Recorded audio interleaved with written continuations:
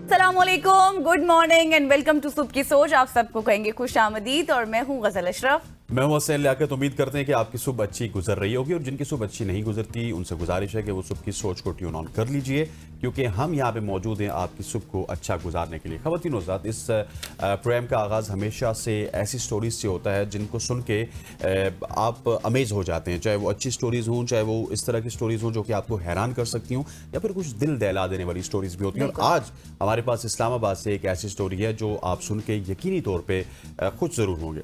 वफाकी दारुल हुकूमत इस्लामाबाद की मारूफ तिजारती शाहरा, जिसको कौन नहीं जानता, ब्लू एरिया, जहां अब शहरियों को गाड़ियों से आज़ाद एक नई तफरीही सहूलत मिलने वाली है, जहां सिर्फ पैदल चलने वाले दाखिल हो सकेंगे। कैपिटल डेवलपमेंट अथॉरिटी CDA ने 24 करोड़ रुपए लागत से मंसूबे पर काम शुरू कर दिया है, जिसका दायरा कार सेवर फूड से लेके खैबर प्लाजा तक होगा।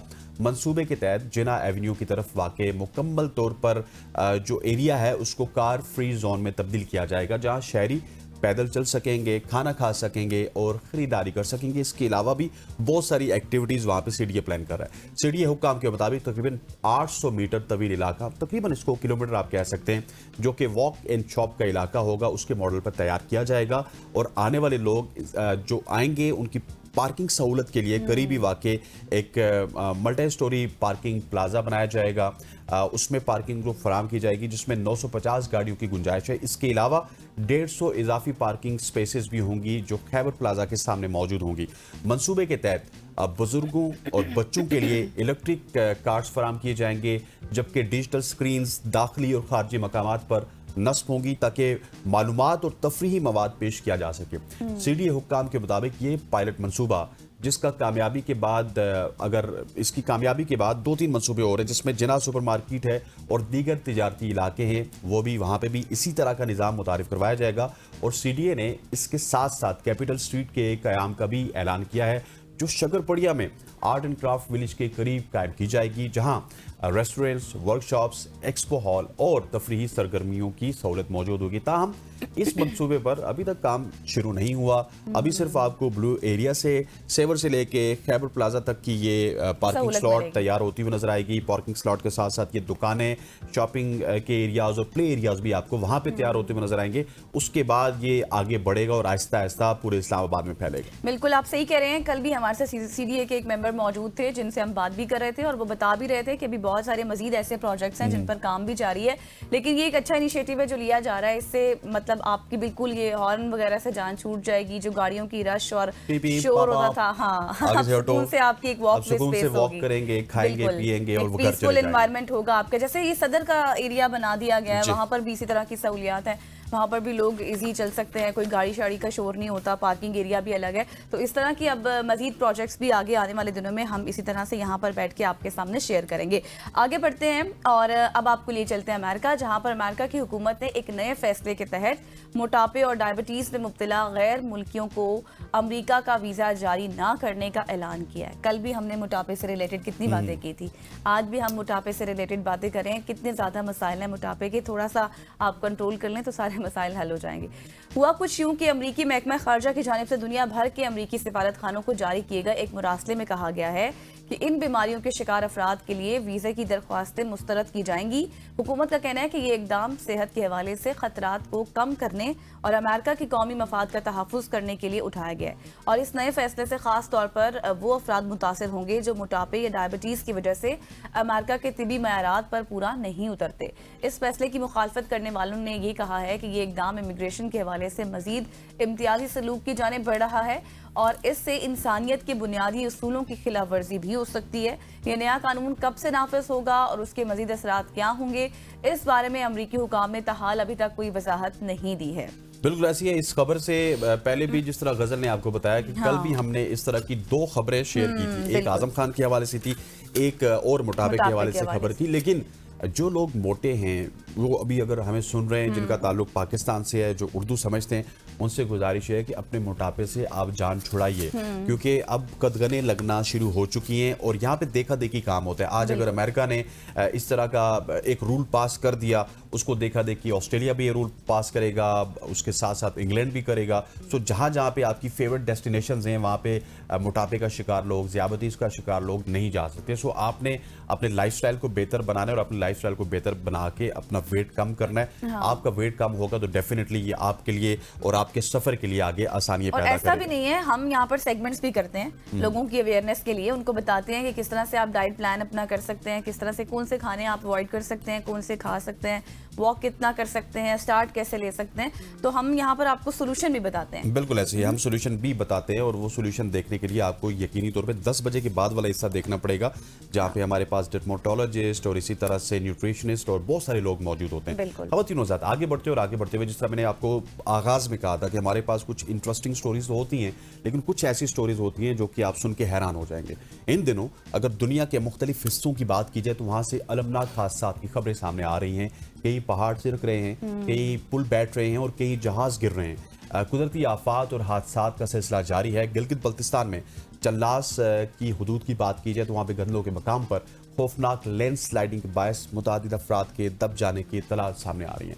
रिपोर्ट के मुताबिक तर्जुमान गिलगित बल्तिस्तान फैजुल्ला फराक के मुताबिक कई मुसाफिर गाड़ियां लैंडस्लाइडिंग की जद में आ चुकी हैं और चल्लास हॉस्पिटल में भी इमरजेंसी को नाफिज कर दिया गया।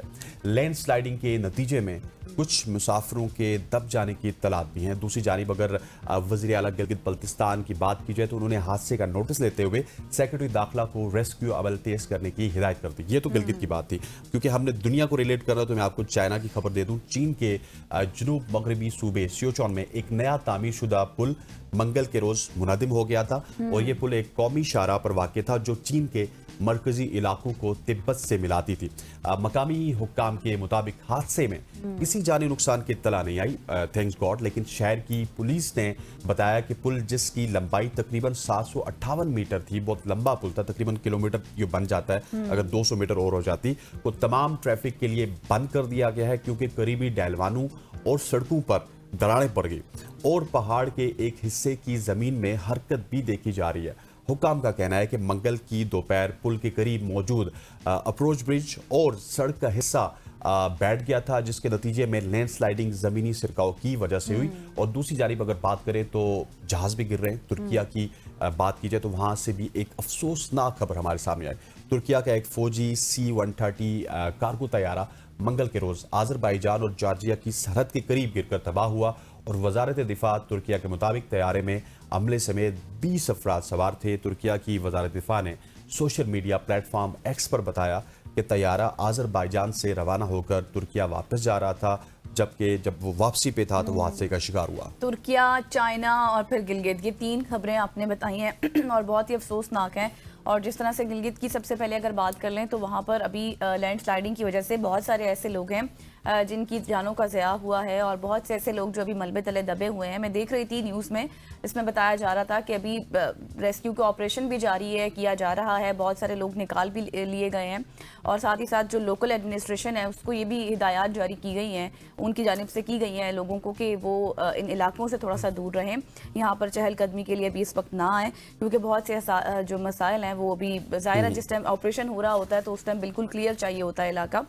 इसके साथ साथ जो तुर्किया की आपने बात की है, फिर चाइना की बात की है, चाइना में तो चलें अच्छी बात है, वहाँ पर कोई जानी नुकसान है सच नहीं हुआ। तुर्किया की जिस तरह से आपने बात की वहाँ की भी तो खबरें बहुत सारी आ रही हैं। अपने लिए दुआएं किया करें जब भी आप घरों से बाहर निकलें और बस सेफ रहा करें, हम यही कह सकते हैं। आगे बढ़ते हैं और फेमस यूट्यूबर मिस्टर बीस्ट का मुनफरिद कदम। जो यूट्यूबर मिस्टर बीस्ट हैं, जेमी डोनाल्डसन ने ऐलान किया है कि वह सऊदी अरब के दारुल हुकूमत रियाज में अपना पहला थीम पार्क बीस्टलैंड खोल रहे हैं, जिसका बाज़ाब्ता तौर पर इफ्तिताह 13 नवंबर 2025 को किया जाएगा। और ये पार्क रियाज सीजन के तहत कायम किया गया है और इसमें मिस्टर बीस्ट की फेमस वीडियोस से मुतासिर आप ये कहें कि इंटरेक्टिव गेम्स होंगी, राइड्स होंगी और बहुत ही इंटरेस्टिंग चैलेंजेस शामिल होंगे। जैसे अगर मैं कुछ गेम्स के हवाले से बात करूं तो ड्रॉप जोन है, एयरमेल है, इसके साथ साथ दीगर बहुत सारी गेम्स जो हैं वो इसका हिस्सा होंगी और ये पार्क शायकीन को एक मुनफरिद तजुर्बा फराहम करेगा जिसमें तफरी होगी, तख्लीकी मुकाबले होंगे, फिर इनामात का इम्तिजाज भी साथ होगा। फिर इब्तदाई इत्तलात के मुताबिक ये इवेंट महदूद मुद्दत के लिए होगा, जबकि टिकटों की फरोख्त जल्द ही शुरू कर दी जाएगी। बिल्कुल ऐसी है, जो लोग मिस्टर बीस्ट को देखते हैं उनको पता है कि क्या है आप उनकी ड्रॉप जोन या फिर एयरमेल की बात की जाए, टावर सीज की बात की जाए, और यकीनी तौर पे उनका सऊदीया में जाना, ये सऊदी इंडस्ट्री भी इस तरह की चीज़ें चाहती है कि बहुत सारे इंटरटेनमेंट के रिलेटेड लोग वहाँ पे आते हैं। और अब मिस्टर बीस्ट का वहाँ पे जाना, जिनको पाकिस्तान में क्या पूरी दुनिया में बहुत ज़्यादा जाना जाता है, पसंद किया जाता है, बिलियंस में इनके फॉलोअर्स हैं, इनकी वीडियोस देखने वाले लोग बिलियंस में। सो इनका सऊदीया में जाना यकीनी तौर पे इस पार्क में जब ये आगाज़ करेंगे तो इसमें कुछ शराकतदारी सऊदी लोगों की भी होगी और वो खुशी से इस पर अपना हिस्सा डालेंगे। ख़वातीन हज़रात, आगे बढ़ते हुए आपको मिस्टर बीस्ट के बाद में एक बार फिर चाइना लिए चलता हूँ। अच्छा। चाइना में माहिर अमराज कल्ब, जिनको कार्डियोलॉजिस्ट कहते हैं, उन्होंने दुनिया की पहली सरहद पार दिल की रोबोटिक सर्जरी कामयाबी से मुकम्मल कर लिया। हैरत अंगेज तौर पे ये ऑपरेशन फ्रांस के शहर बोर्ड से चीन के शहर शामिल में मौजूद मरीज पर अंजाम दिया गया। दोनों मकामात के दरमियान तकरीबन 10,000 किलोमीटर का फासला था और डॉक्टर्स ने चीन में तैयार करदा जो जदीद सर्जिकल रोबोट है उसको दूर बैठकर कंट्रोल किया है। और ये कामयाबी टेलीमेडिसन और रिमोट सर्जरी के मैदान में एक नया संगमिल साबित होगी, जो मुस्तकबिल में बैनुल-अक़वामी इलाज के तरीकों को मुकम्मल तौर पर बदल सकती है। वो किस तरह से, if you are sitting in Pakistan, आप अगर अपना इलाज करवा सकते हैं, नहीं करवा सकते कि बाहर जाके, लेकिन आप में अफोर्डेबिलिटी है, आप ट्रैवल नहीं कर सकते, तो आप अमेरिका से किसी भी डॉक्टर को हायर कर सकते हैं और इस तरह से अपनी रिपोर्टिंग सर्जरी पाकिस्तान में भी करवा सकते हैं। सो ये एक बहुत बड़ा मैं समझता हूँ कि चाइना की जानिब से हमें इनिशिएटिव देखने को मिला है। बिल्कुल आप ठीक कह रहे हैं, और अभी तक जो इत्तलात हैं उसके मुताबिक ये कामयाब सर्जरी है, कोई इसमें फ्लॉज हमें नजर नहीं आए, कोई इस तरह की खबर सामने नहीं आई है। और किस तरह से टेक्नोलॉजी का इस्तेमाल करते हुए ये सरहद पार कामयाब सर्जरी की गई है 5G नेटवर्क को इस्तेमाल करके। AI ज़ाहिर है, अब आपको पता है कि किस तरह से हम देख रहे हैं हर फील्ड में बहुत बढ़ चढ़ कर AI का किरदार है, तो इसी तरह से AI का इस्तेमाल किया गया, टेक्नोलॉजी का इस्तेमाल किया गया। और जिस तरह से हसनैन ने कहा कि अगर आप अफोर्ड कर सकते हैं लेकिन आप दूर हैं, तो इस तरह की सर्जरीज के हवाले से जो टेस्ट हो चुकी हैं, कामयाब हो चुकी हैं, तो आप करवा सकते हैं। आगे बढ़ते हैं और आपको एक कीड़े की खबर देती हूँ मैं। अक्सर कीड़े की खबरें हम पहले शेयर किया करते थे, तो फिर बीच में नहीं आई। ऑस्ट्रेलियन सुंडी है। हाँ, ये अमेरिकन सुंडी है, ऑस्ट्रेलियन सुंडी है, वो मैं भी आपको बताऊंगी। हुआ कुछ यूं कि दुनिया में एक ऐसा कीड़ा भी है जिसकी जिंदगी सबसे मुख्तसर होती है और उसे मे फ्लाई कहा जाता है। ये कीड़ा कई साल पानी के अंदर, आप ये कहें कि कीचड़ या पत्थरों के नीचे लार्वा की सूरत में जिंदा रहता है, लेकिन जैसे ही ये बालिग होकर, यानी कि जब इसकी एज बढ़ती है, बड़ा हो जाता है, तो पानी की सतह पर आता है। उसकी ज़िंदगी का आखिरी और सबसे मुख्तसर मरहला तब शुरू होता है जब वो पानी की सतह पर आ जाता है। और बालिग होने के बाद मे फ्लाई के पास खाने या पीने की कोई सलाहियत नहीं रहती, क्योंकि उसके मुंह के अज़ा का जो जितने भी होते हैं, दांत वगैरह, वो काम करना छोड़ देते हैं और उसका वाहिद मकसद अपनी नस्ल को आगे बढ़ाना होता है। वो अपने परों के साथ आसमान में उड़ती है, और ये कीड़े की बात कर रही हूँ, फिर अपना जोड़ा बनाती हैं और फिर अंडे देती हैं और फिर चंद घंटों में, या आप ये कहें कि ज़्यादा से ज़्यादा एक दिन के अंदर वो मर जाती है। इसकी पूरी ज़िंदगी का हासिल सिर्फ ये मुख्तसर वक्त होता है जिसमें वो अपनी नस्ल की बका का फरीज़ा अदा करती है। और यही वजह है कि मे फ्लाई को दुनिया का वो कीड़ा कहा जाता है जो बालिग होने के बाद सबसे कम वक्त जिंदा रहता है। मेरा ख्याल है कि मे फ्लाइज को अपनी नस्ल के ऊपर भी थोड़ा सा रेम करना चाहिए। नस्ल बढ़ाने से बेहतर है कि बेचारों को क्या मतलब, उनको आप कोई लाइफ ही नहीं दे रहे हैं, वो बस आते हैं, एक दिन में उन्होंने वापस मर जाना होता है। लेकिन खैर ये भी कुदरत का निज़ाम है, इनका भी कुछ ना कुछ मकसद होगा जिस मकसद के लिए ये दुनिया में आते हैं। और शायद हो सकता है कि बाकी जो स्पीशीज़ हैं या फिर हम ह्यूमन बींग हैं, हमारे लिए कितना फ़ायदेमंद होगा, ये तो अब इसके ऊपर भी कोई तहकीक होगी तो हमें समझ। नौज़ात, ये थी आज की हमारी सोशल स्टोरीज। हम उम्मीद करते हैं कि आपको ये पसंद आई होंगी। यहाँ पे वक्त वो चाहते हैं एक शॉर्ट सी कमर्शियल ब्रेक लेते हैं, वापस आते हैं। स्टे विद अस।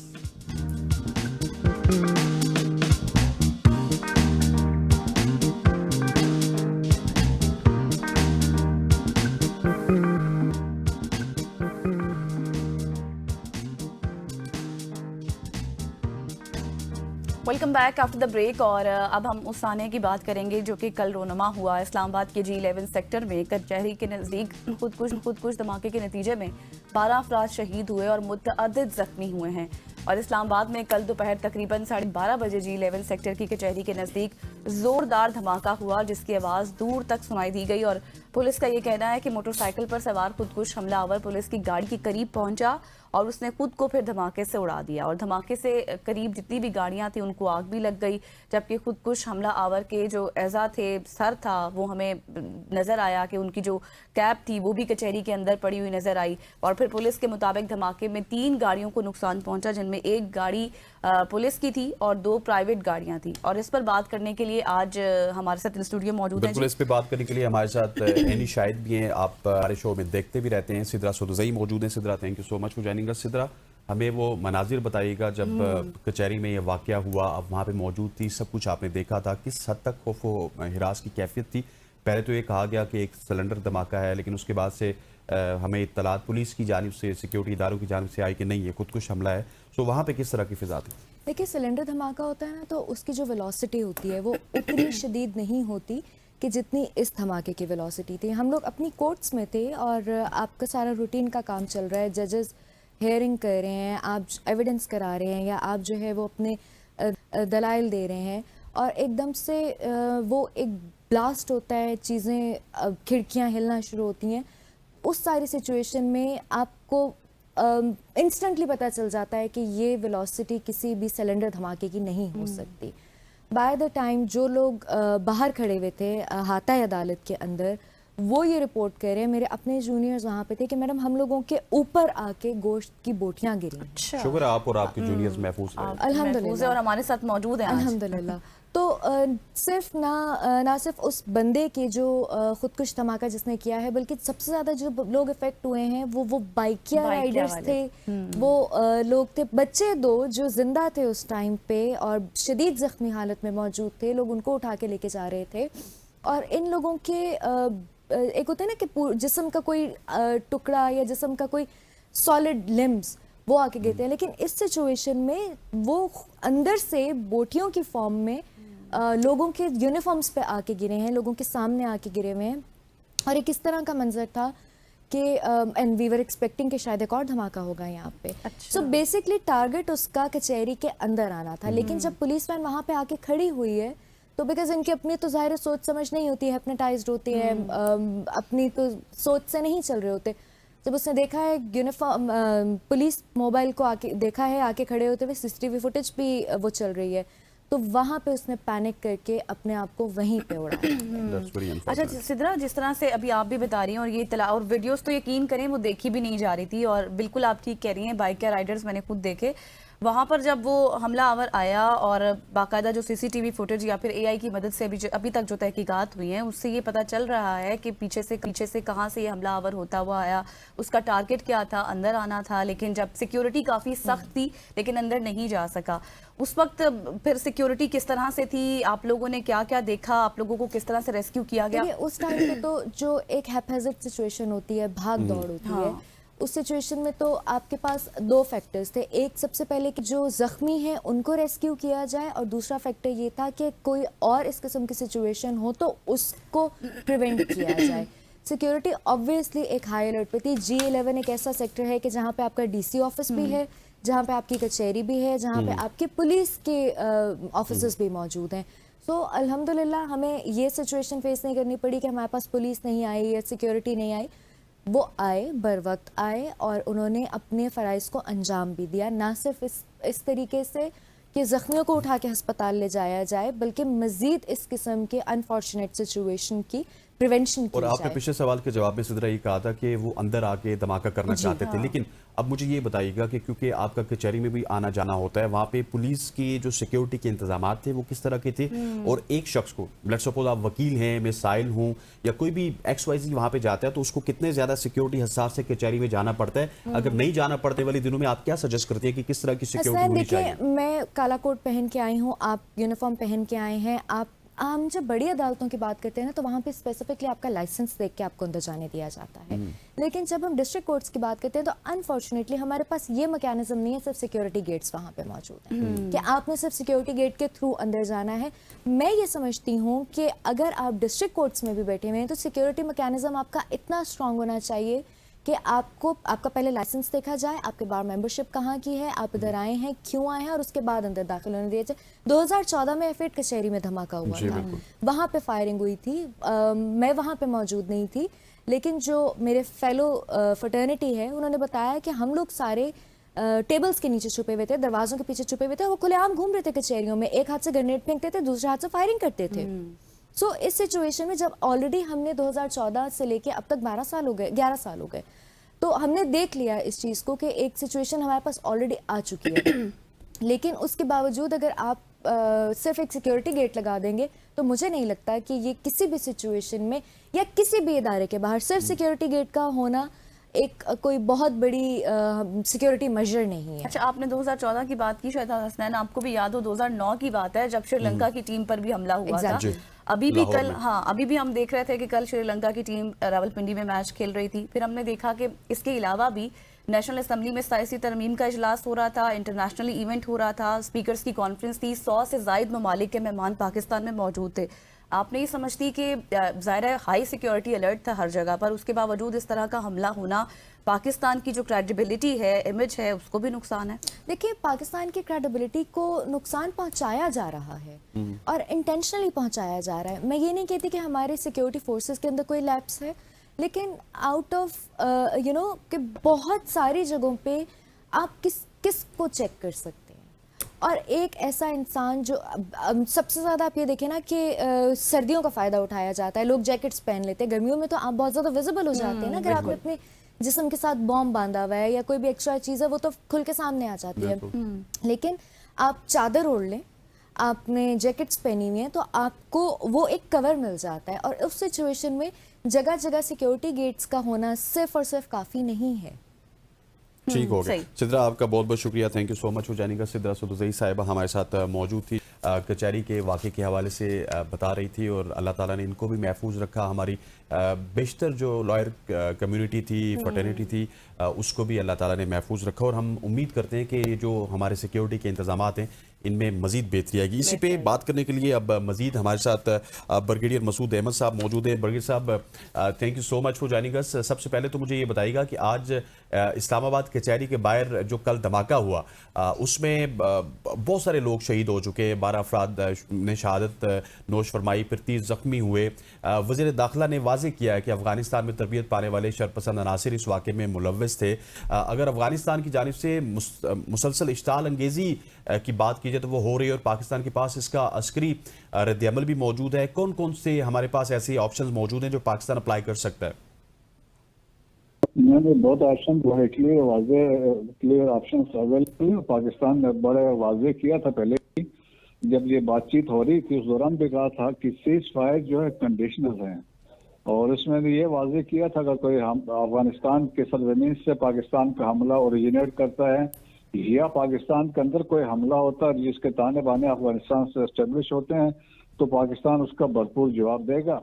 अब ये जिस तरह के अब ये वाकयात हुए तो इसमें यकीनन एक जवाब बनता है, और पाकिस्तान यकीनन इसके बाद जवाब जरूर देगा, चाहे वो कंधार पे हमला होता है या काबुल पे होता है, लेकिन वो करेंगे, क्योंकि यहाँ पे जिस तरीके से इस्लामाबाद में जो हमारे लिए सेंटर ऑफ ग्रेविटी है, और जिस तरीके से वहाँ पे हमला हुआ, और ये अफगानिस्तान से के उसमें ताने बाने आ रहे हैं, और जिस तरीके से ये फितना और खारिश अफगानिस्तान की प्रॉक्सी और अफगानिस्तान खुद इंडिया का प्रॉक्सी है। तो एक तो वो है, दूसरा हमारे पास इसके अलावा मोस्ट इम्पोर्टेंट है इकोनॉमिक लेवरेज है जो अफगान ट्रांजिट ट्रेड है, और उसको हमें फौरन खत्म कर देना चाहिए अफगानिस्तान के साथ। ये ट्रेड बिल्कुल खत्म हो, क्योंकि 90% ट्रेड अफगानिस्तान के पाकिस्तान के थ्रू होती है। जब ये खत्म होगी तो ये खुद वैसे घुटनों पे आएंगे।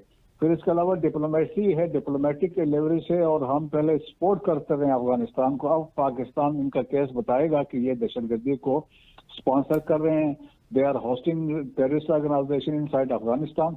तो मेरे ख्याल में एक वो भी लेवरेज इस्तेमाल होगा। और दूसरा इसके अलावा वी हैव दिस इलीगल और डॉक्यूमेंटेड अफगान है पाकिस्तान में, दे आर इन मिलियंस। इनके डेपुटेशन में तेजी होनी चाहिए, और पाकिस्तान का गोल सेट होना चाहिए by end of this year सब अफगान जो living inside Pakistan they should leave the country. जी हाँ, देखें कि वो एक सही। अच्छा सर, ये भी बताएगा कि अगर कल के दिन की बात की जी जाए हाँ, ना देखें कि वो दो वाकयात हुए। एक तरफ G11 कचहरी का खुदकुश धमाका जिसको अभी हम डिस्कस कर रहे हैं, और दूसरी तरफ वाना कैडेट कॉलेज पर भी मुसल्ला दरअंदाजी हुई थी। इससे जाहिर नहीं होता कि अब दहशतगर्द शहरी जो इदारे हैं उनको जो टारगेट है उनको बिल्कुल सोच समझ के साथ टारगेट कर रहे हैं?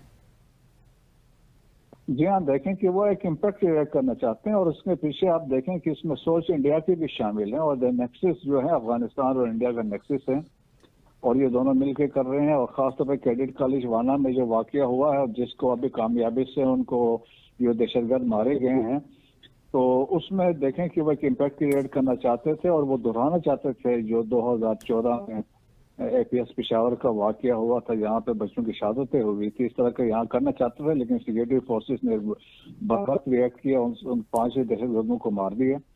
और सिमिलरली जब इस्लामाबाद में हुआ तो उसका एक इम्पैक्ट चाह रहे थे, क्योंकि तालिबान तंजीम रजीम ने चंद हफ्ते पहले उन्होंने धमकी दी थी हम इस्लामाबाद पर हमला करेंगे, ये अफगान तालिबान रजीम ने, तो ये वो हमला है उनकी तरफ से आया है। तो दैट्स वाई कि यहाँ से एक जवाब उनका बनता है ताकि उनको भी समझ में आए कि पाकिस्तान ने जहाँ उनकी मदद की है वहाँ उनकी ये सबक। अच्छा बरगेज साहब, मुझे ये बताइएगा कि एक तरफ न्यू दिल्ली में हमला हुआ, दूसरी जानिब इस्लामाबाद कचहरी में हुआ, फिर वाना की बात की अभी गजल ने, लेकिन न्यू दिल्ली में हमले के बाद हमने देखा है कि वहाँ पे भारतीय मीडिया ने एक बार फिर पाकिस्तान के ऊपर इल्ज़ाम लगाया। इसको आप क्या इंफॉर्मेशन वारफेयर का हिस्सा समझते हो? दूसरी बात मुझे ये बताइएगा कि क्या आपके ख्याल में ये जो दोनों वाकयात हैं, एक तरफ नई दिल्ली का एक तरफ इस्लामाबाद का, ये एक रीजनल नैरेटिव बिल्डिंग स्ट्रेटजी में क्या आप समझते हैं कि पाकिस्तान को इसमें दबाव में लाया जा सकता है या फिर लाया जा रहा है?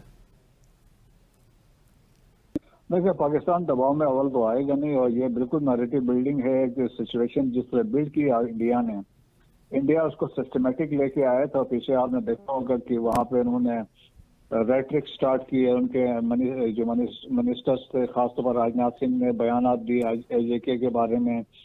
फिर उन्होंने बुश में गया, वहाँ जाके कहा कि कराची का रास्ता यहाँ से गुजरता है। उनके आर्मी चीफ ने कहा कि जी पाकिस्तान को जो नक्शे से मिटा देंगे, लेकिन उपिंदर साहब को ये पता नहीं है the eraser will be mutual, India के भी नाम निशान फिर नक्शे से गायब हो जाएगा। और इसके अलावा फिर बाद में आप देखें कि आर्मी जो एयर चीफ है उनके बयानात हैं। और उसके बाद से फिर अब रिसेंटली उन्होंने हरियाणा से 2900 kg एक्सप्लोसिव बरामद किया और कहा कि जी ये कश्मीरी लेके अब इसको यूज करने वाले थे। अब कोई बेवकूफ इस मानेगा कि 2900 kg कहाँ से कौन से इतने वो ट्रांसपोर्ट करके लेके आए थे। और इस साल ही में आप देखें कि एजाज मल्ला वाला केस था जो वो भी फ्लैग करना चाह रहे थे, वो पकड़े गए उसमें। और फिर ये रेड फोर्ट वाला किया। तो इसमें भी देखें कि इसमें भी उनके मीडिया कुछ कह रहा है, गवर्नमेंट कुछ कह रही है, रॉ वाले अकाउंट्स कुछ कह रहे हैं। कोई कह रहा है कि गाड़ी हुंडई थी, कोई कह रहा है मारुति थी, कुछ कह रहे थे नदीम की गाड़ी थी, कुछ कहते हैं सलमान की गाड़ी थी, कुछ कह रहे हैं तारक की थी। सो देखें, कोशिश तो उन्होंने की एक स्टेज सेट करके पाकिस्तान को मलाइन करने के लिए। और इसके आड़ में जो आज बीजेपी चाहती थी पॉलिटिकल मालिश हासिल करे, जो सेकंड फेज आज हुआ है बिहार इलेक्शंस में, तो उनको अंदाजा हो रहा था कि बिहार के इलेक्शन में उनको सेटबैक्स हो सकती हैं। तो दीज आर द फैक्टर्स जिसकी वजह से सारी एक सिस्टमेटिक तरीके से ये वारदात उन्होंने की थी, लेकिन दे हैव बीन कॉट। सही। तो सर, अब आपको लगता है कि भारत खित्ते में, अगर खित्ते की बात की जाए, तो अपनी प्रॉक्सिस के जरिए पाकिस्तान के जितने भी दाखिली इस्तेहकाम है उसको स्ट्रेटेजिकली सबोताज करना चाहता है? इतना कोशिश तो नहीं कर रहा है, और कर रहा है पिछले आप समझ ले 40 साल से कर रहा है, और अफगानिस्तान को यूज कर रहा है। और इसके बाद वहां से देखें कि अशरफ गनी और करजे की हुकूमत में 66 कैंप से वहां पर इसको यूज कर रहा था। फितनुल खारिज उनके प्रॉक्सी है, फितनुल हिंदुस्तान उनके प्रॉक्सी है, अफगानिस्तान उनका एक प्रॉक्सी मुल्क है। तो वो ये कर रहा है, पाकिस्तान को उसने कभी एक्सेप्ट नहीं किया है। They will continue doing so. So the only thing है कि हमने रिएक्ट करना है, हमने अभी सोर्स के पीछे जाना है, और सोर्स अफगानिस्तान में। अच्छा, लास्टली सर मुझे ये भी बताइएगा कि आपके ख्याल में इस सारी सूरत हाल में हुकूमत पाकिस्तान की, हमारे इंटेलिजेंस इदारों की, हमारी सिक्योरिटी फोर्सेस की आइंदा आने वाले दिनों में क्या कुछ हिकमत अमली होनी चाहिए? देखें, हुकूमत पाकिस्तान ने मेच्योरिटी के साथ अपना एक्ट किया है, और पाकिस्तान ने एज ए रिस्पॉन्सिबल स्टेट के तौर पर एक्ट किया है जो दुनिया एक्नॉलेज करती है। पाकिस्तान देखें कि राइट साइड पे है, पाकिस्तान हम कह सकते हैं कि हमें डिप्लोमेटिक भी और मॉरल हमारी एक विक्ट्री है जब हमने बातचीत को मौका दिया है। और इसके बाद जब हम कोई स्ट्राइक्स करते हैं तो फिर हम हक पर जानिब होंगे। और मेरा ख्याल में कि हमने फ्यूचर में यही है, अगर ये इस तरह के हमले होते हैं तो हमने वाजे किया है, इसको जवाब दिया जाएगा और उसमें कोई दो राय, कोई दूसरी सोच हमारी इस पर नहीं होगी। पाकिस्तान की सॉवरेनिटी, टेरिटोरियल इंटीग्रिटी और सिक्योरिटी पे कोई बहुत defence analyst brigadier Masood Ahmed साहब हमारे साथ मौजूद थे और हम डिस्कशन कर रहे थे जो कल वाकयात हुए। पिछले कुछ दिनों से बलूचिस्तान में काफ़ी हाई अलर्ट था, वहाँ पर बसेस की एज सच मूवमेंट भी रोक दी गई थी, फिर सेक्शन 144 भी था, लेकिन हमला कहाँ हुआ? इस्लामाबाद में हुआ। अल्लाह ताला करें कि आगे आने वाले दिनों में कोई इस तरह की स्ट्रेटजी हो कि इस तरह के वाकयात ना देखने पड़े। यहाँ पर लेंगे एक शॉर्ट सी ब्रेक, वापस आएंगे, stay with us.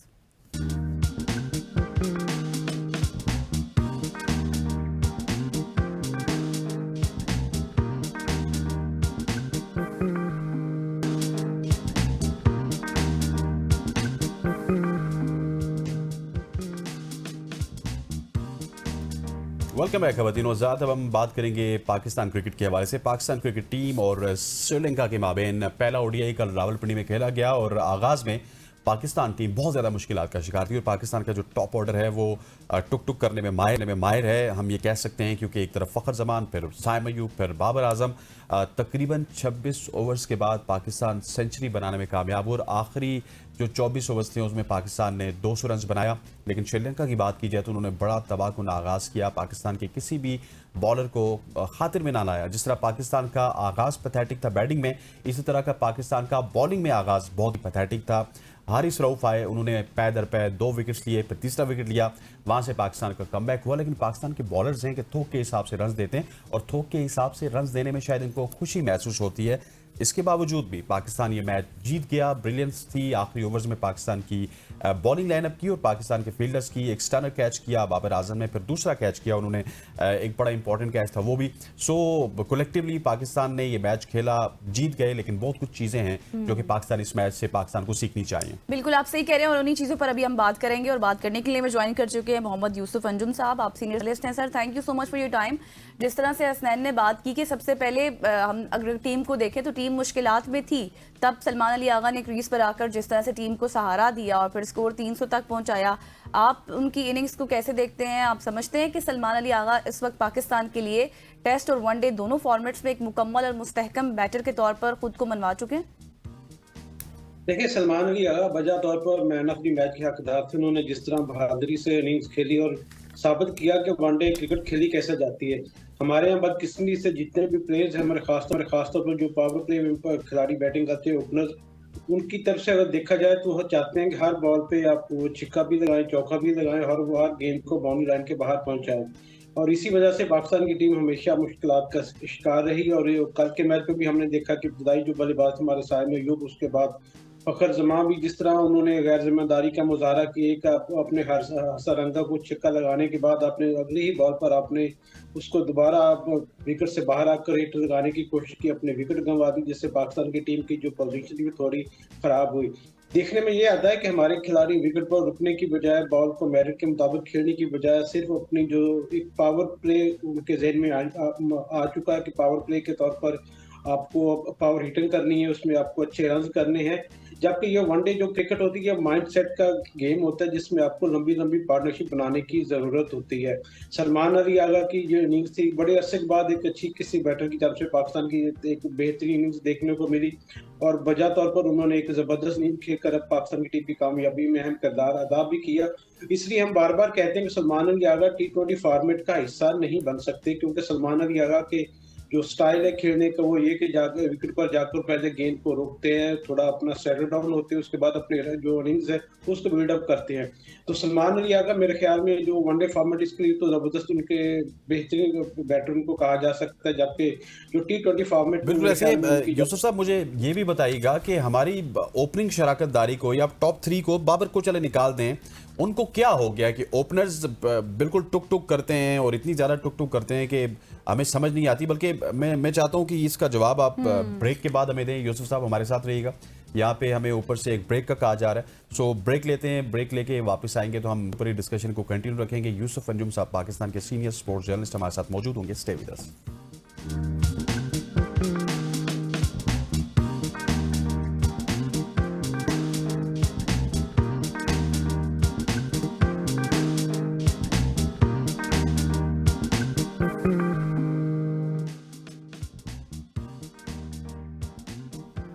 Welcome back खवातीनो आज़ाद। हम पाकिस्तान क्रिकेट के हवाले से बात करें और हमारे साथ यूसुफ अंजुम साहब मौजूद हैं, सीनियर स्पोर्ट्स जर्नलिस्ट है। यूसुफ भाई, मैं बात कर रहा था पाकिस्तान की बैटिंग लाइनअप की और स्पेशली टॉप 3 की।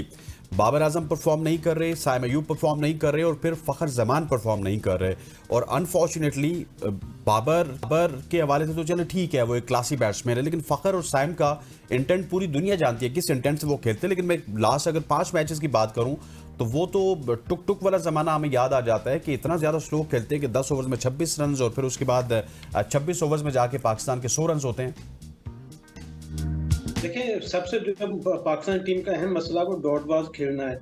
हमने देखा कि एशिया कप से लेकर अब जितने मैचेस हुए उसके बाद साउथ अफ्रीका के खिलाफ भी यही खामी नजर आई हमें पाकिस्तान की बैटर्स की। और इस सीरीज के आगाज में भी यकीनी तौर पर पाकिस्तान टीम की उम्मीद थी कि पाकिस्तान की टीम अपनी खामी पर दूर करने की कोशिश करेगी। हमें या तो बॉल रोकना आता है या नहीं आता और हिटिंग लगाने की कोशिश करते हैं। और पावर हिटर के तौर पर हम चाहते हैं कि ज्यादा से ज्यादा रन बने पावर प्ले में, लेकिन उसके बदले में हम अपनी विकेटें गवा देते हैं। हमें ये देखना और खेलना तो पता नहीं चलता किस बॉल को रोकना है, किस बॉल पे रन करने हैं। जबकि वनडे क्रिकेट में आपको कामयाबी के लिए जरूरी होता है कि अपनी जो स्ट्राइक है उसको रोटेट करते रहें। सिंगल डबल की बहुत ज्यादा अहमियत होती है। हमें हमारे बैटर्स को खासतौर पर साइम अयूब, फखर जमान को इन चीजों पर फोकस करना पड़ेगा, क्योंकि आगे जो क्रिकेट होगी उससे ज्यादा जानदार होगी। उसमें पाकिस्तान को अपनी जो पोजीशन उसको बेहतर भी करना है। वनडे फॉर्मेट में हमारी थोड़ी बहुत बेहतर पाकिस्तान टीम का रहा है, लेकिन बेहतर फॉर्म करने की जरूरत है। साइम अयूब ने ठीक एक लूप शॉट की वजह से अपना शोहरत पाई है, लेकिन उनको अभी गेम में बेहतरी लाने की जरूरत है। होता है कि आप जब इंटरनेशनल क्रिकेट में कहते हैं आपके 2-4 बढ़ते मुकाबले टीम थी, वीडियो एनालिस्ट की पूरी नहीं करते हम इनकी जब ज्यादा खेलते काम को किया जा सकता है। तो हमारे यहाँ इसकी थोड़ी कमी आ रही है कि हमारा लोग बैठे हुए हैं टीम में, तो इस जानबदारी को ज्यादा करने में काम है कि किस तरह करना है, किस तरह उसको देखना है। अच्छा यूसुफ साहब, मुझे ये भी बताइएगा, जिस तरह से आप बिल्कुल दुरुस्त फरमा रहे हैं, आपकी आवाज़ में भी थोड़ी सी डिस्टॉर्शन है। अब मोहम्मद नवाज ने भी काफ़ी अच्छा खेल पेश किया है, वो बैटिंग और बॉलिंग दोनों शोबों में मुसलसल अच्छा ही परफॉर्म कर रहे थे। आपके मुताबिक ये जो उनकी फॉर्म है या फिर ये जो ऑलराउंडर फॉर्म पाकिस्तान के तवाज़ुन के लिए कितनी इंपॉर्टेंट है? ये देखिए, मोहम्मद हमेशा परफॉर्मेंस दिया, इसलिए जितने भी पाकिस्तान की कामयाबियां मिली हैं नवाज का जो किरदार है सबसे अहम रहा है। यूसुफ साहब, आपकी आवाज़ नहीं आ रही। जो ही हम इसको फिक्स करने की कोशिश करते हैं, आवाज़ तो आ रही है लेकिन कुछ डिस्टॉर्शन है। हम चाहते हैं कि ये फिक्स हो जाए और जो ही फिर हम आपसे जो है इसी हवाले से बात करेंगे, स्पेशली जो नवाज़ की बात की आपने, या फिर नवाज़ के अलावा हम फ़हीम अशरफ की बात कर सकते हैं। फ़हीम अशरफ ने बहुत ही कमाल इंप्रूवमेंट दिखाई है हमें थ्रू आउट जब से उनकी वापसी हुई है। नवाज़ की वापसी के बाद भी नवाज़ भी ड्रॉप हुए थे, वापसी के बाद नवाज़ भी अच्छे लग रहे। अब एक और ऑलराउंडर हैं जो अभी पीछे मौजूद हैं, जिनका नाम है शादाब खान। शादाब खान भी वापसी के लिए पर तोल रहे हैं और आपको आने वाले दिनों में हो सकता है कि अगली ही सीरीज़ में आपको शादाब खान वापस आते हुए नजर आए। शादाब खान की वापसी कैसी होगी, बैटिंग में वो कैसा परफॉर्म करेंगे, स्पेशली बॉलिंग के हवाले से बात कीजिए तो वो भी हारिस रऊफ की तरह थोक के हिसाब से रन तो देते हैं, विकेट्स लेते हैं लेकिन थोक के हिसाब से रन देते हैं। उनका ताल्लुक भी इस्लामाबाद से है, इसी रीजन से। हारिस का ताल्लुक भी इसी रीजन से है। सो वो रन्स के ऊपर काबू पा पाएंगे या नहीं पाएंगे, उसके बाद विकेट्स लेंगे नहीं लेंगे, बल्ले से उनके रन आते नहीं आते, ये तमाम बाबर की भी बात कर लेते हैं। बाबर आजम के हवाले से क्या बात करनी है? बाबर आजम एक तो बल्ले से रन नहीं बनाते। वैसे मैं आपको पर्सनली बताऊं तो मुझे भी अब इसकी बहुत ज्यादा ख्वाहिश है कि बाबर आजम के बल्ले से रन आए और बाबर आजम के बल्ले से कुछ थोड़े रन ना आए बल्कि 100 के हिसाब से रन आए, कोई वो 125 रन बना रहे हैं। हमें अंजुम साहब ने अगेन ज्वाइन कर लिया। आपने सवाल किया था। जी अंजुम साहब, जो गजल वाला सवाल था वहीं से आप कंटिन्यू कीजिएगा। मोहम्मद नवाज से रिलेटेड पूछ रही थी मैं, बैटिंग और बॉलिंग की जो फॉर्म है पाकिस्तान के लिए कितनी इंपॉर्टेंट है, आप क्या समझते हैं? जी बिल्कुल, मोहम्मद नवाज की पाकिस्तान के खिलाफ जो रिसेंटली परफॉर्मेंस है जिनमें पाकिस्तान टीम ने कामयाबी हासिल की, उसमें मोहम्मद नवाज की बैटिंग और बॉलिंग दोनों का बहुत किरदार रहा है। अगर हम मोहम्मद नवाज को माइनस कर दें तो फिर पाकिस्तान के लिए कामयाबी मेरे ख्याल में मिलना बहुत ज्यादा मुश्किल थी। मोहम्मद नवाज ने एक जब से कमबैक उनका किया है, उन्होंने एक अपनी खामियों को दूर करने की कोशिश की है, खासतौर पर राइट हैंडर के खिलाफ, लेफ्ट हैंडर के खिलाफ उन्होंने अपनी अच्छी जो ग्रिप थी उसको बॉलिंग में बेहतरी लाई है और उसके साथ अपनी बैटों को भी उन्होंने खासा नुमाया किया है। तो यही चीज की कमी थी पाकिस्तान की टीम की, क्योंकि पाकिस्तान की टीम के पास मुस्लिम बैट्समैन तो हैं, बॉलर्स भी हैं, लेकिन एक ऑलराउंडर की और कामयाब ऑलराउंडर की बहुत ज्यादा जरूरत थी। मोहम्मद नवाज के आने से कम हमें ये तो थोड़ा आसरा मिल गया कि लोअर ऑर्डर में हमारे पास एक अच्छा बैटर भी मौजूद है जो मुश्किल वक्त में पाकिस्तान की टीम के लिए अच्छी परफॉर्मेंस दे सकता है, बड़े हिट गुजार सकता है। कल के मैच में मोहम्मद नवाज की वजह से पाकिस्तान को 299 रन का टारगेट है वहां तक रसाई हासिल करने में कामयाबी मिली। अगर मोहम्मद नवाज की परफॉर्मेंस को बीच में से निकाल दें, सलमान अली आगा की परफॉर्मेंस को निकाल दें, हारिस रऊफ की 4 विकेटों को निकाल दें, तो फिर पाकिस्तान की टीम की पोजीशन जो वो इतनी ज्यादा अच्छी ना होती। हमारे यहाँ जिक्र होता रहता है बाबर आजम की बैटिंग के हवाले से हमारी दूसरी तवक्कुआत होती है, ख्वाहिशात की होती है कि बाबर आजम सेंचुरी स्कोर करे और पाकिस्तान टीम की कामयाबी में किरदार अदा करे। 83 इनिंग्स हो गई है, बाबर आजम ने अभी तक एक भी सेंचुरी स्कोर नहीं की और ये जो विराट कोहली का रिकॉर्ड भी उन्होंने बराबर किया है कि इतनी लंबा वे ऑफ मिला उनको सेंचुरी के हवाले से और उनकी परफॉर्मेंस के हवाले से हमेशा सवालिया निशान है। एक दो उन्होंने रिसीविंग में अच्छा परफॉर्म किया है, लेकिन अब एक टारगेट को पाकिस्तान के नंबर 1 बैटर उनको हर मैच में परफॉर्म करने की जरूरत है। वो पाकिस्तान टीम की एक बहुत ही अहम बैटिंग में उनका नुमाया मुकाम हासिल है और जब तक वो परफॉर्म नहीं करेंगे पाकिस्तान की टीम बड़े जो टीम है उनके खिलाफ अच्छी परफॉर्मेंस देने के लिए तैयार नहीं हो पाएगी। जो हमारे इब्तदाई 3 बल्लेबाज इसमें साइम अयूब है, फखर जमान है, बाबर आजम, इनका रन करना बहुत जरूरी है। सिर्फ रन करना जरूरी नहीं बल्कि तसल्सल के साथ उनका रन करना हमारे लिए ज्यादा है और तसल्सल के साथ भी। और यूसुफ भाई आप ये भी कह सकते हैं कि इंटेंट के साथ रन करना इनका बहुत जरूरी है। मुझे ये बताइएगा, आपने पूरी दुनिया में जाके क्रिकेट कवर किया है और जिस जमाने से आप क्रिकेट कवर कर रहे हैं वो बड़ा खास जमाना था पाकिस्तान के लिए, जहाँ पे पाकिस्तान के बॉलर्स का पूरी दुनिया में तोती बोलता था। लेकिन अब अगर बात की जाए पाकिस्तान की ओपनिंग बॉलिंग की भी बात कर लें, हारिस रऊफ के अलावा जब स्टार्ट लिया शाहीन शाह अफरीदी ने, वेवर्ड लग रहे थे, नसीम शाह वेवर्ड लग रहे थे, 10 ओवर्स में 71 रन बनाए एक तरफ श्रीलंका ने और दूसरी तरफ पाकिस्तान ने 10 ओवर्स में 26 रन बनाए थे। ना हमारी बैटिंग चल रही है ना हमारी ओपनिंग बॉलिंग चल रही है। ओपनिंग बॉलिंग को क्या हो गया? बॉलिंग की वजह से तो हमारी पूरी दुनिया में पहचान थी। देखिए शाहीन शाह अफरीदी हमारे प्रीमियर फास्ट बॉलर हैं, जब इब्तदाई ओवर्स में विकेट हासिल करते हैं तो पाकिस्तान की जो जीत पे उसकी जो पोजीशन है वो बेहतर हो जाती है। लेकिन हम देखा कि काफी अरसे से शाहीन शाह अफरीदी की जो परफॉर्मेंस में हमें चाहिए थी वो नजर नहीं आ रही और उसकी मेन वजह वही है कि जितनी हमारे मद्देनकाबल टीमें उन्होंने उनको रीड किया हुआ है। हमने देखा कि शायद इब्तदाई ओवर में या तो फुल लेंथ यॉकिंग करने की कोशिश करते हैं या पीछे बॉल करके स्लिप में कैच करवाने की वो उनकी कोशिश होती है। लेकिन अब दूसरी क्योंकि टीमों ने पूरा होमवर्क किया होता है कि शाहीन ने किस मैच पर बॉल करनी है, कहाँ पर उनको खेला जा सकता है, तो इसके लिए अब शाहीन शाह अफरीदी को भी अपनी बॉलिंग में थोड़ी वैरायटी लाने की जरूरत है।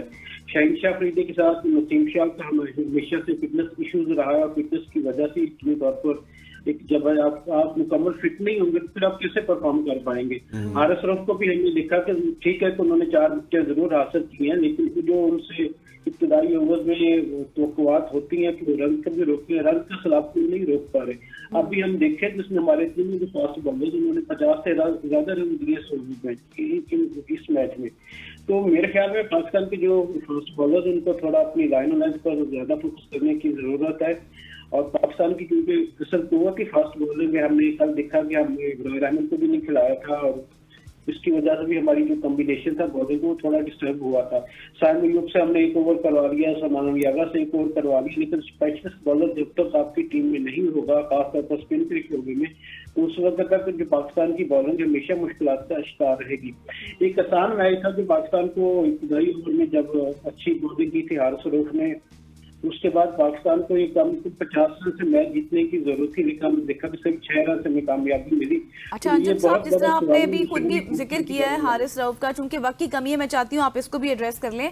हारिस रऊफ के हवाले से भी आपने बात की, 4 विकेटें उन्होंने हासिल की लेकिन साथ ही 61 रन भी दिए। आप समझते हैं कि समटाइम्स उनकी जो बॉलिंग है उसमें लाइन एंड लेंथ का तसलसल भी बरकरार नहीं रहता, इस वजह से भी रन ज्यादा खा लिए जाते हैं? देखिए वो मेरे ख्याल में दिमाग से कम बॉलिंग करते हैं, दिल से ज्यादा करने की कोशिश करते हैं, और उनका जो मेन फोकस होता है कि स्पीड ज्यादा दिखाएं और स्पीड के वजह जरिए बैट्समैनों को आउट करें। हालांकि होना ये चाहिए कि अगर अपनी लाइन आपकी अच्छी होगी तो जिससे बैटर को स्ट्रोक से भी मुश्किलात का सामना होगा वो उल्टियां ज्यादा करेगा। जबकि हमारे यहाँ ये होता है कि लाइन की बजाय कभी आप ऑफ स्टंप पे 2 बॉल करवाएंगे, 2 लेग स्टंप पे करवाएंगे, 2 फुटर्स करवा देंगे, सिर्फ इस चक्कर में कि मैं विकेट हासिल कर लूं, जल्दी से वो बल्लेबाज को आउट कर दूं। तो ये मेरे ख्याल में हारिस रऊफ को जरा सोचना होगा, देखना होगा किस तरह वो चीजों को लेकर अपने जगह चल रहे हैं, और जिस तरह उनके खिलाफ हरीफ बैटर्स ने प्लानिंग की होती है तो उसको फायदा होता है, क्योंकि उन्होंने सिर्फ जोर लगाना होता है, लाइन से कम ज्यादा वो बॉलिंग करते हैं। अगर लाइन लेंथ पर फोकस करेंगे तो उससे उनको कामयाबी मिलेगी, पाकिस्तान की जीत की राह भी हमवार होगी। अब अगर आप 50 से ज्यादा ओवर रन देंगे 10 ओवर में तो इससे अंदाजा लगा लें कि आप फिर प्रीमियर फास्ट बॉलर तो ना हुए ना। बिल्कुल ऐसे ये नाम ये हमें इम्प्रूव करना पड़ेगा, ना सिर्फ हारिस रऊफ को बल्कि नसीम शाह और शाहीन शाह अफरीदी को। यूसुफ अंजुम साहब senior sports journalist all the way from Lahore हमारे साथ मौजूद थे। यूसुफ भाई आपका बहुत बहुत शुक्रिया, thank you so much for joining us. ख़वातीन हज़रात यहाँ पे वक्त हो जाता है एक शॉर्ट सी कमर्शियल ब्रेक लेते हैं, वापस आते हैं, हमारे साथ रहिएगा।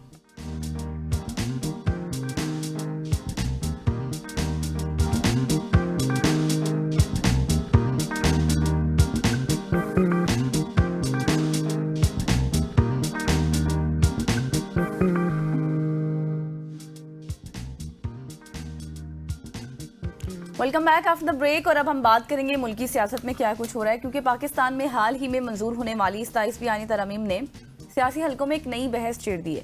हुकूमत इसे निज़ाम इंसाफ में बेहतरी और अदालती इस्लाहात की जानिब एक मुस्बत कदम करार दे रही है, जबकि अपोजिशन की बात की जाए तो इख्तियारात की नई तकसीम, फिर अदलिया की खुद मुख्तारी पर आप ये कह सकते हैं कि मुमकिन असर के तौर पर भी इसको देखा जा रहा है। और तरमीम के तहत आईनी अदालत के क़याम और जजों के तबादलों से मुतल्लिक शिकवों जैसे निकात पर मुख्तलिफ आराएं भी सामने आ रही हैं। अब मेरा सवाल ये है कि क्या ये तरमीम पाकिस्तान के आईनी ढांचे को मजबूत करेगी या एक नया तनाज़ा उससे सामने आएगा? यही वो पहलू जिन पर आज हम गुफ्तगू करेंगे। बिल्कुल ऐसे इन पे गुफ्तगू करने के लिए हम पाकिस्तान मुस्लिम लीग नून के सीनियर रहनुमा शेख रोहेल असगर साहब मौजूद हैं। शेख साहब thank you so much for joining us. सुबह की सोच में आपको खुश आमदीद कहेंगे। सबसे पहले तो मुझे ये बताइएगा कि जिस तरह 27वीं आईनी तरमीम के हवाले से बात की जा रही है, अब सेनेट से मंजूर हो चुकी है, कौमी असम्बली से इसने मंजूर होना है, आप इसको किस नज़र से देखते हैं? क्योंकि हमने बहुत ज़्यादा सुना है कि अवाम के मफाद में है, अवाम का फ़ायदा है, अवाम का किस तरह से इसमें फ़ायदा, और क्या ये पाकिस्तान के आईनी निज़ाम में एक मस्बत पेशरफ्त है? अरे इसमें कोई कबाहत तो नहीं है। अगर किसी आइन की तरमीम से आपके कानून में या आपके सिस्टम में बेहतरी आती है तो करना चाहिए। और दूसरी बात यह है कि देखिए वहां पे कोई एक शख्स थोड़ी है या एक शख्सियत थोड़ी है, वहां पे कितने आपके पार्लियामेंटेरियंस हैं। ऑब्वियसली उन लोगों ने बड़ी कांट छांट करके पटक करके देखा होगा और फिर उसके बाद उन्होंने उस पर अपना कॉन्सेंट दिया होगा। बल्कि मेरे ख्याल में इससे पहले गई होगी आपके कैबिनेट में गई होगी, शायद मुझे नहीं पता वैसे कि आपकी कमेटी के पास भी गई है कि नहीं गई है। लेकिन एनीवे वहाँ पे चूंकि इतने सेनेटर्स हैं, इतने पार्लियामेंटेरियंस हैं, तो उनसे और उनकी जो कॉन्सेंट होगी उसके मुताबिक बिल्कुल ठीक है। क्या इसमें हर्ष क्या है? अब तक जो तरमीमें हुई है, आपको याद हो कि या ना याद हो, जब भी तरमीम आती है तो देखिए ऑपोजिशन का और मुखालफिन का तो काम ही होता है शोर मचाना, उसमें से खामियां खराबियां तलाश करनी, कोई उसके बाद उनकी दुकानदारी चलती नहीं है ना। अगर वो भी ये कहना शुरू कर दें कि तरमीम बहुत अच्छी है, बहुत बेहतर है, तो फिर कौन सुनेगा यार। तो इसलिए इन तरफ ध्यान न दिया कीजिए। आप देखिए कि जिस चीज़ का फायदा है ठीक है, फायदा ठीक है। अभी मैं एक पढ़ रहा था, देख रहा था कि कुछ ये कह रहा था कि क्या इस तरमीम से बिजली सस्ती हो गई, महंगाई सस्ती हुई। यार खुदा के लिए बड़े हो जाओ। अब तरमीम का महंगाई और बिजली के साथ या गैस के साथ या किसी और के साथ क्या ताल्लुक है उसका? ये तो वो अदारे हैं जिन अदारों ने काम करना है, अदारों ने काम करना और काम करने के बाद आपने उसमें करना। और आपकी अपनी खामियां, आपको याद होगा मियां नवाज शरीफ साहब जब प्राइम मिनिस्टर थे 2018 में, तो एक वक्त ऐसा भी आया था कि आपने IMF को खुदा हाफिज कह दिया था और उसके बाद फिर ब्रेक आ गई। फिर उसके बाद आप गहराई में जाना शुरू हो गए। फिर उसके बाद जो हुआ है 18 के बाद, ये सब 13 में थे और फिर जब 18 में इमरान साहब की हुकूमत आई है तो उसके बाद तो अल्लाह मान हो गया ना। सही। तो इसलिए ये तो डिपेंड करता है आपकी कारकर्दगी। अच्छा सर, जिस तरह आप बात कर रहे थे ऑपोजिशन से रिलेटेड, जिस तरह उन्होंने कॉपियां भी फाड़ दी, फिर उनका वॉकआउट भी था, अब ठीक है, बात है ऑपोजिशन इस तरह से करती है, बहुत सी जमातें हमने देखी माजी में भी इस तरह से करती रही हैं, लेकिन जब मुसवदा आया उनके साथ शेयर किया गया तो ये भी एक तनकीद हो रही है कि शायद उनको इनफ टाइम भी नहीं दिया गया कि वो उसको रीड करते, इस वजह से भी उनके एतराज़ात हैं। आप उनके वॉकआउट को किस जाविये से देख रहे हैं? मतलब मेरी अपनी जाती राय में अगर होता ये है कि अपोजिशन सामना करेगा, अगर आप ये समझते हैं कि इसमें कौन सी चीज खराब है या कौन सी चीज आपकी जेब के मुताबिक ठीक नहीं है, तो वहां पे खड़े होकर फ्लोर ऑफ द हाउस आपको तकरीर करनी चाहिए, आपको अपने अल्फाज वहां पे अदा करने चाहिए, आपको अपनी सोच से अवाम नास को आगाह करना चाहिए।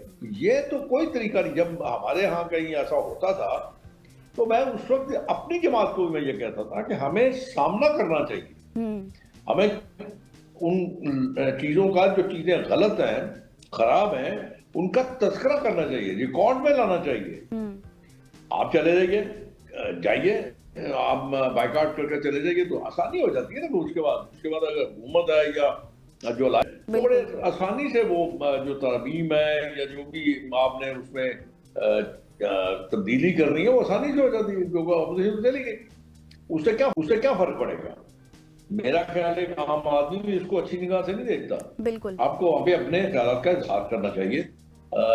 इसी के लिए आपको मैंडेट दिया गया, अवाम ने इसीलिए आपको चुना ना कि आप उनके मुतल्लिक वहां पे जाके। शेख साहब, मुझे ये भी बताइएगा कि इस तरमीम वफाकी आईनी अदालत के क़याम की तजवीज़ है, जिसके बाद बहुत सारे लोगों का यह ख्याल है कि इस नई अदालत का मकसद क्या होगा, और फिर बहुत सारे लोग ये कह रहे हैं कि सुप्रीम कोर्ट के जो इख्तियारात हैं उनको ऑलरेडी 26वीं आईनी तरमीम में कम किया गया, तो फिर उसके बाद लोगों की तो ये राय है कि सुप्रीम कोर्ट फिर डिस्ट्रिक्ट कोर्ट्स की तरह रह जाएगी और आईनी अदालत उससे ज़्यादा सुप्रीम होगी और आईनी अदालत में मर्जी के जज जाएंगे।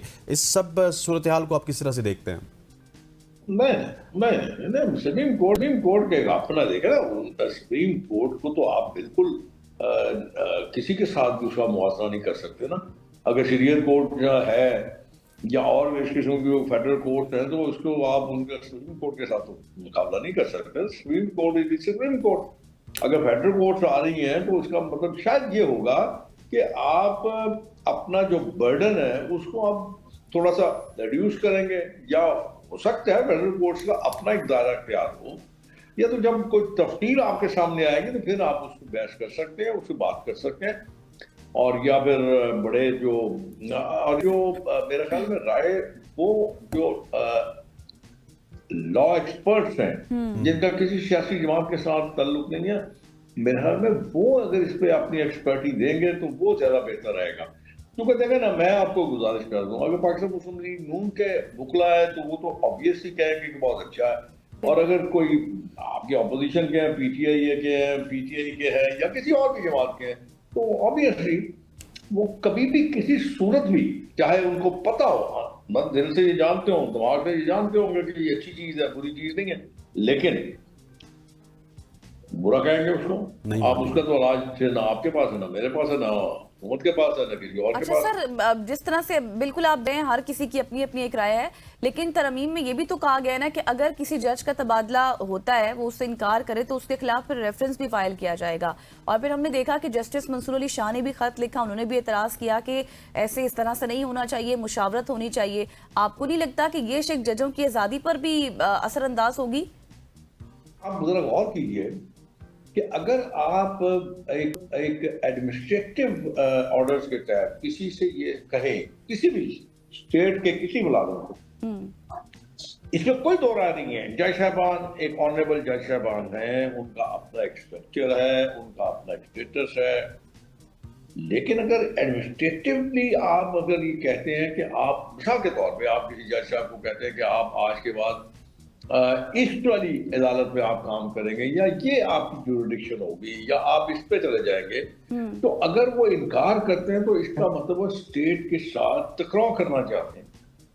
तो ये तो महज मुनासिब नहीं है। अगर ये तरमीम है और इसका फायदा ये है कि अगर किसी जज साहब को और किसी अच्छी जगह आप ये समझते हैं कि कॉम्पिटेंट शख्सियत है, तो ये कॉम्पिटेंट शख्सियत यहाँ पे ज़ाया हो रही है, इसके यहाँ पे होना चाहिए, तो मेरे ख्याल में कोई मुज़ायका नहीं है। अच्छा, कोई इसमें कोई शेख साहब मुझे लास्टली बताइएगा कि जिस भी आईनी तरमीम आई थी उस वक्त आईनी अदालत की बात हुई थी, लेकिन उस वक्त बहुत सारे लोगों ने इसके ऊपर एतराज़ भी किया था, लेकिन मिसालें हमारे पास मौजूद हैं। अमेरिका में इस तरह का निज़ाम है, हमारे पड़ोस में इस तरह का निज़ाम है जहाँ पे आईनी अदालत आईनी मामलात को देखती है। अब क्या 27वीं आईनी तरमीम मुस्तकबिल में जो आईनी अदालती निज़ाम है उसका एक नया बाब खोलेगी और फिर हम तमाम आईनी जो तरामीम हैं, आइन के हवाले से बातें हैं, वो आईनी अदालत पे सुनेंगे और कैनवस का तमाम तर रुख आईनी अदालत की तरफ हो जाएगा इंस्टेड ऑफ सुप्रीम कोर्ट? नहीं, मैं नहीं समझता यार, मेरा नहीं ख्याल। देखें, मैं आपको अर्ज कर रहा हूँ कि देखें, तरमीम में आप वही कर सकते हैं ना जो आपके दायरे इख्तियार में होगा, तरमीम कर देंगे आप, लेकिन एक उनका भी तो अपना एक प्रोसेस है ना, एक उनका भी अपना एक कानून है ना, उसको आप चेंज नहीं कर सकते ना, वो तो अपने अख्तियार का खुद इस्तेमाल करेंगे। हाँ, ये मैंने आपको अर्ज किया ना कि आप जज साहबान से आप मुख्तलिफ जगह पे आप काम जरूर ले सकते हैं और वो एडमिनिस्ट्रेटिव पावर तो जो है वो स्टेट के पास होनी चाहिए, और यही मेरे ख्याल में इन्होंने तरमीम में यही तजवीज़ किया होगा। और अगर ऐसा है तो ठीक है। देखिए ना, मैं आपको गुजारिश कर रहा हूँ, माजी में आपने देखा होगा कि यही सुप्रीम कोर्ट थी, यही जज साहबान थे, कितना कंट्रोवर्शियल बना दिया था। अब आप मुझे एक बात बताएं, ये किसी जज को ज़ेबा देता है कि वो किसी के खिलाफ उल्टे सीधे रिमार्क्स थे? क्या किसी जज को ये ज़ेबा देता है कि वो मुल्क के एडमिनिस्ट्रेटिव जो अख्तियारात है वो अपने हाथ में ले ले?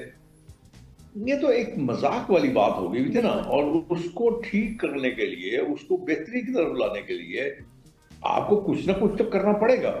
मतलब लोगों का एक इत्मीनान है, लोगों का एक उस पे एक भरोसा है कि उनको उस जगह से इंसाफ मिलेगा, लेकिन जब वो कंट्रोवर्सी हो जाए तो मेरे ख्याल में लोगों का भरोसा भी खत्म हो सकता है। तो मैं तो अक्सर बेहतर ये कहता हूँ, मेरी हर सुनते तो नहीं है, लेकिन मेरा अपना ख्याल है कि अगर खामोश रह के केस सुना जाए और अपने ख्यालात को, अपने मामलात को अपनी हद तक रखा जाए, तो मेरे ख्याल में वो ज्यादा बेहतर तरीका होता है, वो ज्यादा अच्छा प्रोसेस हो जाता है। तो मेरे ख्याल में ये ज्यादा बेहतर है कि आप अपने ख्यालात को अपने तक महदूद रखें और उस पर जब फैसला आए तो उससे सेगमेंट हम उम्मीद करते हैं कि आपको पसंद आया होगा। यहाँ पे वक्त पहुंचाते हैं एक शॉर्ट सी कमर्शियल ब्रेक का। ब्रेक लेते वापस आते हैं हमारे साथ रहिएगा।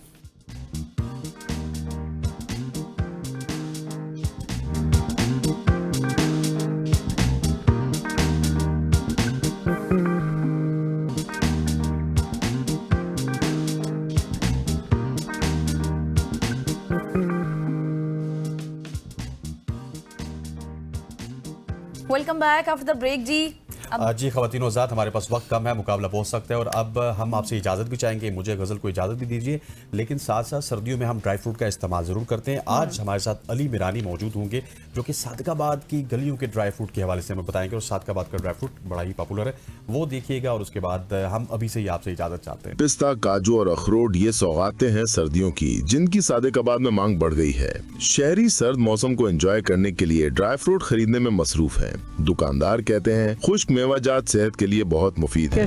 सीजन आ रहा है और सर्दी के बढ़ रही है, अल्हम्दुलिल्लाह कस्टमर का डिमांड होता है। हमारे पास पिस्ता, बादाम, काजू, अखरोट, मगज़, इसके अलावा चलगोज़ा बेहतरीन क्वालिटी का होता है, और हमारे पास बादाम भी बहुत आउट क्लास क्वालिटी का होता है। खुश्क मेवाजात हर उम्र के अफराद शौक से खाते हैं। शहरी कहते हैं सर्दियों में बादाम, पिस्ता, काजू, अखरोट और चलगोज़ों की सर्दियों में घर के लिए खरीदारी करते हैं।